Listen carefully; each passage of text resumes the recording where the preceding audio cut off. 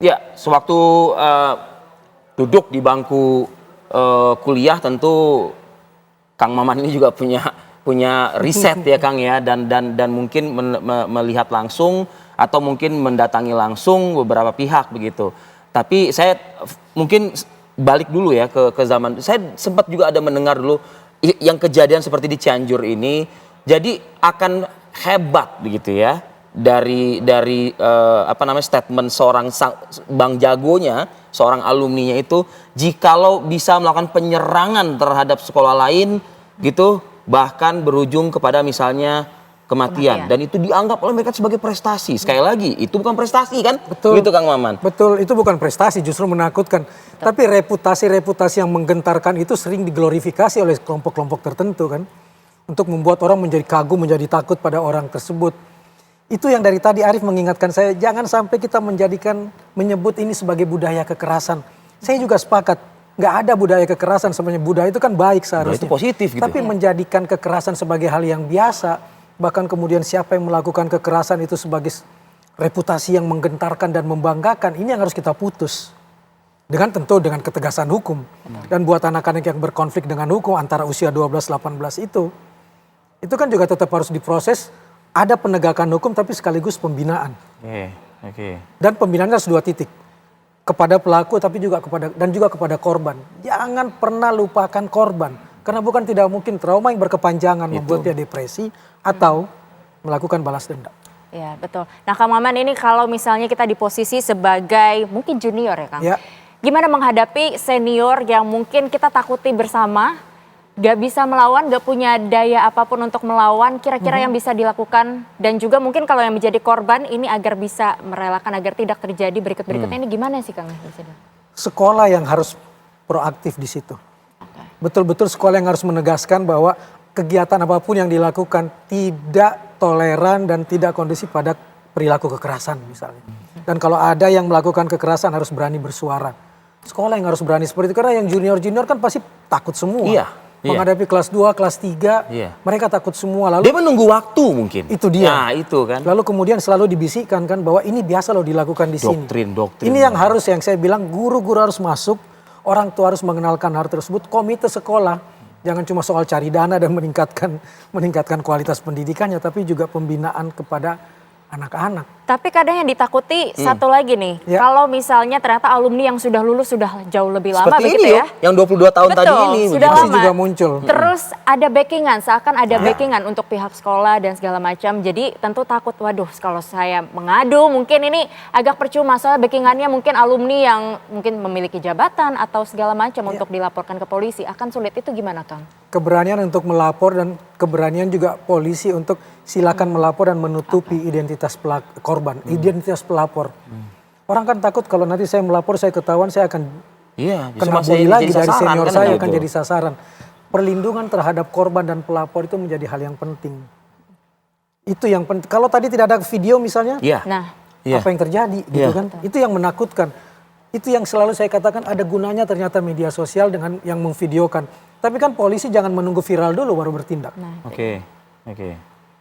Anak-anak yang tidak bawa handphone dan lain sebagainya, orang-orang yang melakukan kejahatan dan tahu kalau direkam itu akan berbahaya buat dia, akan terus melakukan itu kalau kemudian hanya viral baru bertindak. Berarti kita belum bisa menyatakan literasi digital kita tuh sudah optimal, itu belum sepertinya ya. 4 pilar literasi digital skill, etik, safety, culture itu belum memasyarakat sama sekali. Masih ada di kalangan-kalangan tertentu. Nah 4 pilar literasi ini yang harus terus disuarakan. Bahkan kalau perlu sekolah-sekolah harus mensosialisasikan itu. Sebagaimana halnya kita selalu bicara tentang 4 pilar kebangsaan. 4 pilar literasi digital juga dibutuhkan buat anak-anak di sekolah. Baik. Oke, saya ingin ke Pak Kapolsek deh, AKP Hima. Pak Kapolsek mungkin bisa juga dijelaskan Pak Kapolsek. Karena kan ini kan terungkapnya karena memang ada video yang viral ini gitu Pak Kapolsek. Siapa sosok yang melakukan perekaman terkait dengan kegiatan yang tidak patut dipuji, tercela ini? Yang melakukan perekaman itu salah satu dari pelaku. Yang disayangkan ya umurnya masih di bawah umur, masih anak-anak. Jadi pelaku merekam kejadian, disebar ke medsos, akhirnya terpantau oleh kami juga. Langsung kami melakukan penindakan untuk mengamankan semua pelaku. Dan semua ada 7 orang, alhamdulillah bisa kami amankan semua. Ternyata dari 7 orang tersebut, yang 1 orang dewasa dan 6 orang ini masih di bawah umur. Itu yang disayangkan. Itu apa dasar motif ya si perekam yang notabene masih anak-anak inilah gitu bisa katakan kan? Apa motifnya? Apa ininya? Apakah karena mau membanggakan diri atau show off betul. begitu disebar, tadi Pak Kapolsek menyebut disebarluaskan seperti itu. Iya. Kemungkinan yang bersangkutan mau mengabadikan kegiatan perundungan tersebut. Ya bisa jadi untuk sebagai eksistensi diri ini, bahwa mereka mungkin merasa berkuasa atau merasa senior, sehingga bisa melakukan tindak kekerasan terhadap juniornya atau pihak sekolah. Itu kan sekolah lain ya, beda sekolah. Jadi mereka mungkin ingin menunjukkan eksistensinya. Ini yang 22 tahun salah satu tersangka yang sudah di atas 17 tahun ini, hubungan dengan mereka yang masih di bawah umur ini apakah memang senior alumni atau seperti apa? Mereka teman, jadi ada kelompok gitu ya, mereka bentuk kelompok.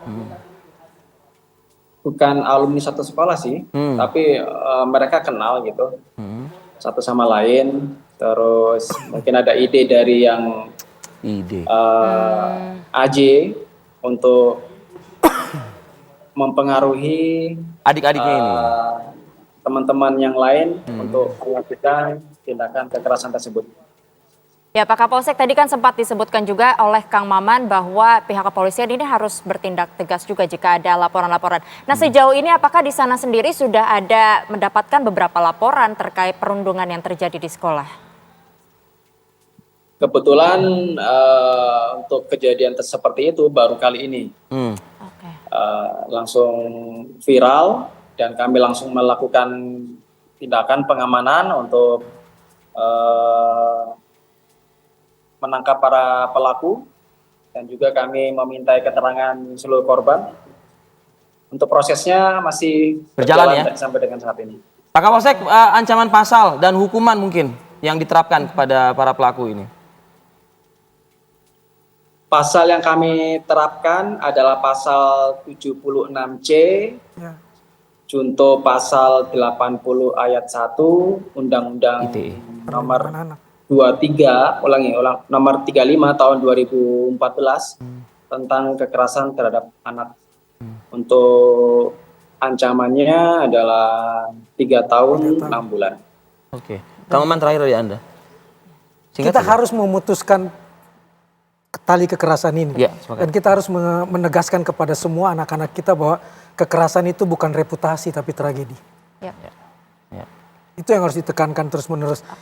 Apa yang dilakukan oleh anak-anak dengan menyebarkan ini kan bisa karena 2 hal.